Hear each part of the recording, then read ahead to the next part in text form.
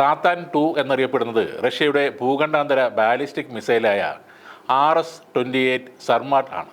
അതിൻ്റെ അനൗപചാരികമായ പേരാണ് സാത്താൻ-2. ലോകത്ത് ഇന്ന് നിലവിലുള്ളതിൽ വെച്ച് ഏറ്റവും ശക്തമായ പ്രതിരോധ മിസൈലുകളിൽ ഒന്നാണ് ഇത്. ഏകദേശം 10 ടൺ വരെ ഭാരം വഹിക്കുവാനും സ്വതന്ത്രമായി ലക്ഷ്യം വെക്കാൻ കഴിയുന്ന റീ എൻട്രി വാഹനങ്ങളെ വഹിക്കാനും ഈ സാത്താൻ-2 എന്ന മിസൈലിന് കഴിയും. 10,000 കിലോമീറ്ററിന് മുകളിൽ പരിധിയുള്ളതിനാൽ എത്ര വലിയ വിദൂരമായ ലക്ഷ്യത്തിലേക്കും വളരെ കൃത്യതയോടെ ചെന്നെത്താനും സാത്താൻ-2വിന് സാധിക്കും. ആധുനിക nuclear warheads, hypersonic glide vehicles എന്നിവ ഉൾപ്പെടെയുള്ള സംവിധാനങ്ങളെ വഹിക്കാനും സാത്താൻ-2വിന് കഴിയും. ഇത് റഷ്യയുടെ പ്രതിരോധ സേനയുടെ ഒരു പ്രധാന ഘടകം. ആധുനിക മിസൈൽ പ്രതിരോധ സംവിധാനങ്ങളെ മറികടക്കാനുള്ള പ്രതിരോധ ശേഷികൾ ഉൾപ്പെടുത്തി രൂപകൽപ്പന ചെയ്തതാണ് സാത്താൻ-2 എന്ന മിസൈൽ. അതായത് മിസൈൽ പ്രതിരോധ സംവിധാനങ്ങൾക്ക് പോലും സാത്താൻ-2വിനെ തടയാൻ കഴിയില്ല. റഷ്യയുടെ ആണവായുധ ശേഖരം നവീകരിക്കാൻ ഉദ്ദേശിച്ച് വികസിപ്പിച്ചതാണ് RS-28 സർമാട്ട്. കൂടാതെ ഇത് റഷ്യയുടെ പ്രതിരോധ ശേഷി വർദ്ധിപ്പിക്കുകയും ദേശീയ സുരക്ഷ ശക്തമാക്കുകയും ചെയ്യുന്നുണ്ട്.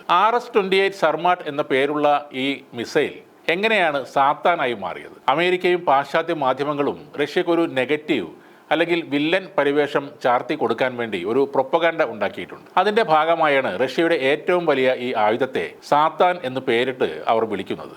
ഇപ്പോൾ പലരും ചോദിക്കുന്നൊരു സംശയമാണ് എന്തുകൊണ്ട് ഇതുപയോഗിച്ച് ഉക്രൈനെ റഷ്യ ആക്രമിക്കുന്നില്ല എന്ന കാര്യം. ഉക്രൈൻ യുദ്ധത്തിൽ ഒരു കാര്യം വളരെ വ്യക്തമാണ്. സിവിലിയന്മാർക്ക് പരമാവധി നാശം കുറക്കുക എന്ന ലക്ഷ്യം വെച്ചാണ് ഉക്രൈനിൽ റഷ്യ യുദ്ധം ചെയ്യുന്നത്. അതുകൊണ്ടാണ് നേരിട്ടൊരു യുദ്ധം പ്രഖ്യാപിക്കാത്തതും വലിയ ആയുധങ്ങൾ ഉപയോഗിക്കാത്തതും അതേ കാരണം കൊണ്ട് തന്നെയാണ്. റഷ്യയുടെ പ്രധാന സൈന്യത്തെ ഇപ്പോഴും യുദ്ധത്തിന് ഇറക്കിയിട്ടില്ല എന്നാണ് അറിയുന്നത്. കുറച്ച് സൈനികരെയും മറ്റ് രാജ്യങ്ങളിൽ നിന്നുള്ള സൈന്യത്തെയുമാണ് ഉക്രൈനിലേക്ക് റഷ്യ ഇറക്കിവിടുന്നത്. കാരണം ഭാവിയിലെ നാറ്റോയുമായുള്ള ഒരു വലിയ യുദ്ധത്തിന് ഒരുങ്ങുകയാണ് റഷ്യൻ സൈന്യം. റഷ്യയുടെ യഥാർത്ഥ ശക്തിക്ക് മുന്നിൽ നാറ്റോയ്ക്ക് പിടിച്ചു നിൽക്കാൻ ആവില്ല എന്ന് തന്നെയാണ് കണക്കുകൂട്ടുന്നത്. ഉക്രൈൻ എന്നത് യൂറോപ്പിലെ റഷ്യ കഴിഞ്ഞാലുള്ള ഏറ്റവും വലിയ രാജ്യമാണ്. എന്നാൽ റഷ്യ വിചാരിച്ചിരുന്നെങ്കിൽ 2 ദിവസം കൊണ്ട് തീർക്കാവുന്ന യുദ്ധമാണ് ഇപ്പോഴും നീണ്ടുപോകുന്നത്. പരമാവധി ആൾനാശം ഒഴിവാക്കാനുള്ള ശ്രമമാണ് റഷ്യ നടത്തുന്നത്. കാരണം സെലൻസ്കി ഒഴിച്ചുള്ള ഉക്രൈൻ പൗരന്മാരെ റഷ്യക്കാർ ഇഷ്ടപ്പെടുന്നുണ്ട്. ഒരു കാലത്ത് സോവിയറ്റ് യൂണിയന്റെ ഭാഗമായിരുന്ന ഉക്രൈനെ കാര്യമായ കേടുപാടുകൾ ഇല്ലാതെ തങ്ങളോടൊപ്പം ചേർക്കാനാണ് റഷ്യ ഇപ്പോഴും ശ്രമിക്കുന്നത്.